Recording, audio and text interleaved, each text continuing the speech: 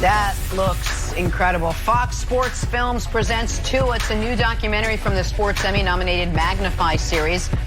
Follow quarterback Tua Tagovailoa as he attempts to overcome that career-threatening injury and rise up as one of the most uniquely skilled players in the history of the game.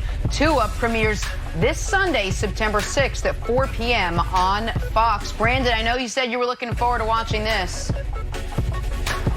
Yeah, I want to see the process he went through mentally, physically to bounce back from his hip surgery. I had 3 hip surgeries, and I remember after my 3rd one, I was so devastated. I took off running, and I ran 5 miles just totally crying because I didn't think I was going to make it back to the season, and the only thing I could do was just run to release stress and pain. So I can feel his pain when he said it's the hardest thing, and he was in tears. So that's the thing I'm most excited about. Yeah, I'm excited. I'm excited to watch it too.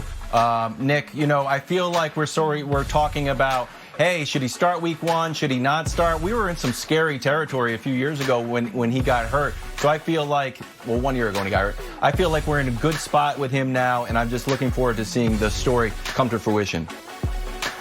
Oh, it's unbelievable that people thought, okay, he'll still probably go in the top 10, but whoever drafts him knows he's not going to play at all his rookie season. That's it's right. going to be a redshirt year, and he might start week 1. I haven't seen this yet, but I hope that the audience that's able to watch it is able to see Tua off the field. I got to hang out, spend a little bit of time with him and his family at the Super Bowl. He is such a shockingly down-to-earth young man, and he has such amazing parents. His dad is one of the most unique people I've ever met, and so I think you'll get a little bit of a window into that as well, which you're not going to see on the football field this year. So I think it's going to be outstanding, and I think America's going to really, really be rooting for him once they get to know him outside of the football player a little bit more after this, Jenna. Again, it's called Tua, and it airs this weekend. Check it out. Sticking with football, Washington released 35-year-old Adrian Peterson this morning. The NFL's 5th leading rusher all time will become a free agent, and he would like to continue playing, according to reports. Washington thanked Peterson on social media this morning after 2 years with the team. We bring Brian Westbrook back in. Brian, does AP have anything left in the tank after he was released by Washington this morning? You know, I remember when I ended my career, I knew it was over, and I knew that I had nothing left to give. I probably knew the year before my last year that I had nothing left to give. But we saw Adrian Peterson last year, 800 some odd yards. The year before that, he over 1,000 yards. And I remember back in 07 when Adrian Peterson came into the league, and Brandon, you can relate to this. He was one of those guys as an offensive player that I would ignore everything that coaches were saying, and I would just go stand on the sideline and watch him run up and down the field. He had a great combination of power and speed and the thought process that I want to carry the ball every single game, 30 times a game. And that's what kind of made Adrian Peterson great. Does he have something left in his tank? Absolutely. I still think he can go to a veteran team, a team that probably is led by a quarterback. I'm thinking a team similar to Green Bay or something like that, and give them, 10 carries a game, 5 to 10 carries a game. He's not going to be your guy that's going to give 15 to 20 carries every single game. But if you need some hard-nosed football and those types of runs, Adrian Peterson can do that for you. Brian, he's not only the guy that you get off the bench instead of resting. You get off the bench and you go watch him. But after the game, he's the guy you go get the jersey. You say, hey, AP, all day. Brother, give me that jersey. He has so much more left in the tank. It has to be in the right situation, though. Just last year, the last 2 years, he's averaged 4 yards a carry. Me, as a wide receiver, this is the type of guy I want to play with. Why? Because you have to put 8 men in the box. You go back to last year, he didn't come on until probably the second half of the season. They wasn't playing him. You remember what he did last year, 800-something yards, and he missed so many games. I don't know what's happened in Washington. They let go of Juice. They now let go all day. I don't know who's going to carry the load for him now. But, AP, go home. We all want to see it. Make amends with the Vikings and go home. Oh, go back to the Vikings.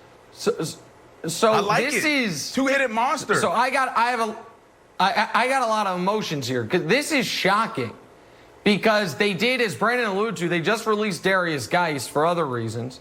And now they're releasing Adrian Peterson, where, to Brandon's point, he's been good for them the last 2 years. I wrote his football obituary on this show after the Saints released him. Since then, he's had nearly 2,000 yards rushing, a dozen touchdowns. He's moved into 5th place on the all-time rushing list and 4th place on the all-time rushing touchdown list. If he never plays again, he's one of the 10 best running backs ever. He and LaDainian Tomlinson are the 2 iconic running backs of their era, with Brian Westbrook right behind him in 3rd place, of course.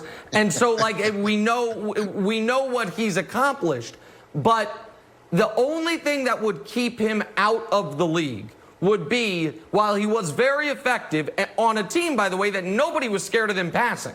It's not like people were like, oh, you got to worry about Dwayne Haskins. And so those 4.3 yards per carry is an impressive number. The issue, Brian, and I want to kick it back to you, is teams know he's not catching the football. He had 7 catches last year, and he's most comfortable old school I formation fullback in front of him. So because he's not a threat catching the ball, and he's not really, he's not comfortable very often if he's lined up in the shotgun the way a lot of teams do, how much does that winnow the ability or the list of teams who would possibly be interested in him? Because you kind of have to run a very specific type of offense with him in the backfield.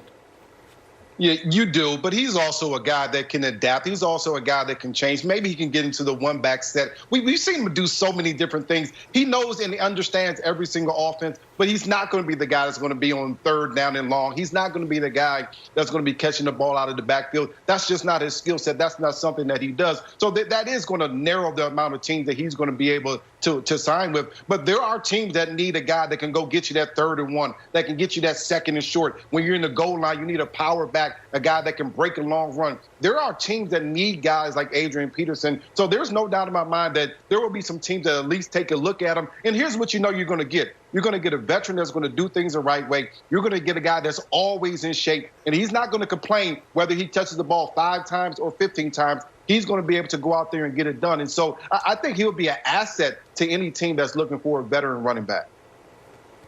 Okay, Brian, where would be a good fit for him then? Where would you like to see him end up?